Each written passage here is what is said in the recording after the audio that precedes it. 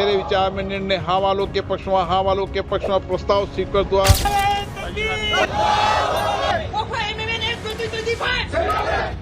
नमस्कार, आप देख रहे हैं लाइव हिंदुस्तान। इस वक्त की बड़ी खबर सुप्रीम कोर्ट से आ रही है, जहां वक्फ कानून को चुनौती देने वाली याचिकाओं पर सुनवाई आखिर कब होगी, इसका पहला जवाब सामने आ गया है। जी हां, तारीख हो सकती है 15 अप्रैल, जिस दिन इन मामलों पर सुनवाई शुरू की जाएगी। और याचिका किसकी होगी? याचिका होगी AIMIM के चीफ ओवैसी की। जी हां, जो जानकारी सामने आ रही है उसके मुताबिक 15 अप्रैल को सुप्रीम कोर्ट में इस मसले पर सुनवाई हो सकती है।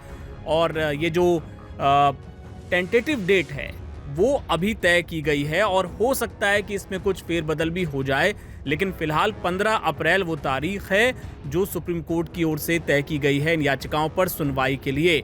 अभी ये साफ नहीं है कि क्या सबकी याचिकाओं को एक साथ सुना जाएगा या फिर अलग अलग, या सबको एक साथ क्लब कर दिया जाएगा। क्योंकि इस मसले को लेकर ओवैसी, कांग्रेस, इसके अलावा DMK और कई all India Muslim personal law board और जमीयत उलेमा हिंद, कई संगठनों ने याचिकाएं दायर की हैं। ऐसे में क्या सभी को क्लब कर दिया जाएगा या फिर अलग अलग सुनवाई होगी, ये अभी तय नहीं है। लेकिन जो जानकारी सामने आ रही है वो ये कि 15 अप्रैल वो तारीख हो सकती है जिस दिन ओवैसी की याचिका पर सुनवाई की जाएगी। आपको बता दें कि इस पूरे मामले को कपिल सिब्बल ने सबसे पहले मेंशन किया था चीफ जस्टिस ऑफ इंडिया की अदालत में।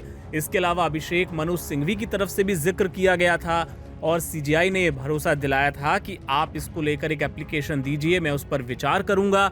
इसके जवाब में सिब्बल ने कहा था कि वो एप्लीकेशन पहले ही दायर की जा चुकी है।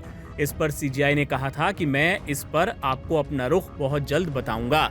और अब सुप्रीम कोर्ट की वेबसाइट पर ये जो टेंटेटिव लिस्ट होती है उसका ये जो कंप्यूटर जनरेटेड एक स्क्रीनशॉट वायरल हुआ है, उसमें ये तारीख बताई जा रही है कि 15 अप्रैल वो तारीख हो सकती है जिस दिन सुनवाई होगी।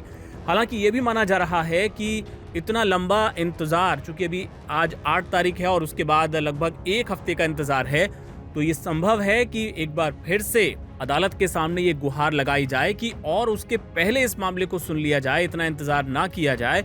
चूंकि अब ये कानून में तब्दील हो चुका है और जो संगठन इसके खिलाफ आवाज बुलंद कर रहे हैं उनका साफ तौर पे कहना है कि ये कानून पूरी तरीके से असंवैधानिक है और मुसलमानों के जो धार्मिक अधिकार हैं उनका ये उल्लंघन करता है। साफ तौर पे कहा गया है कि संविधान के अनुच्छेद 26 के तहत अल्पसंख्यक समुदाय को जो सुविधा, जो सुरक्षा प्रदान की गई है, ये उसका, जो धार्मिक स्वतंत्रता प्रदान की गई है, ये उसका उल्लंघन हुआ है और इसे सुप्रीम कोर्ट को जल्द से जल्द सुनना चाहिए।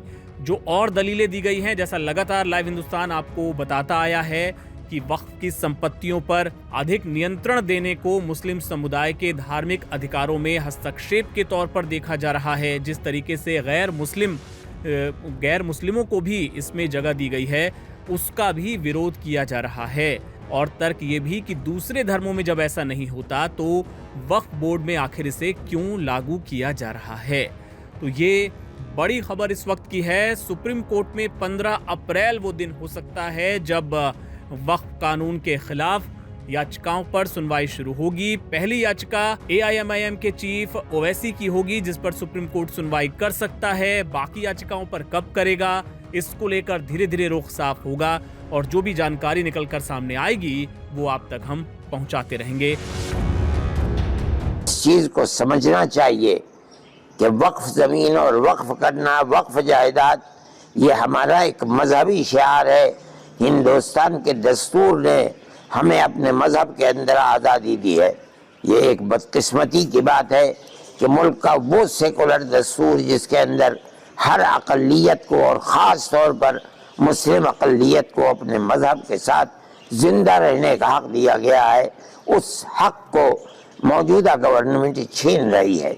ये कहना बिल्कुल गलत है कि हम इसके ऊपर दस्तदराजी नहीं कर रहे हैं, बल्कि हम उसके नज़्म व इंतज़ाम के लिए जो कमेटियां बना रहे हैं उसके अंदर मुसलमान और हिंदू सबको रख रहे हैं।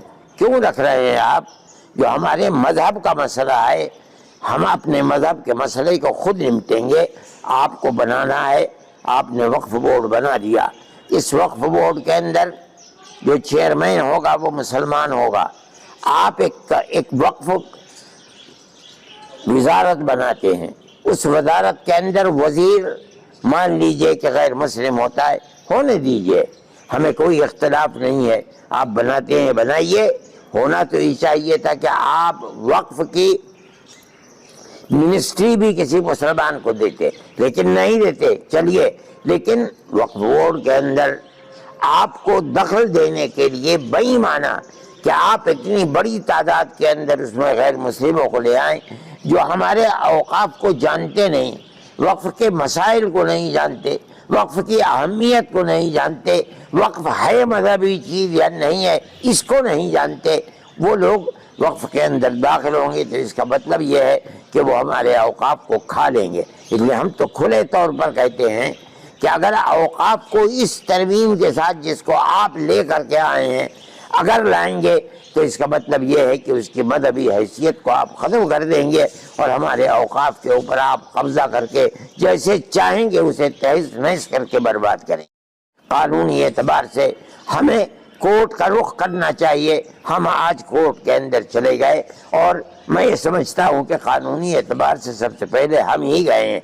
जो लोग गए हैं वो कानून को कानून बनने से पहले गए हैं, हो सकता है उन्हें फिर दोबारा जाना पड़े, लेकिन सबसे पहले जमीयत उलमा हिंद इस मसले के अंदर गई है और हम जहाँ तक लड़ सकते हैं कानूनी एतबार से हम लड़ते रहेंगे, लड़ेंगे।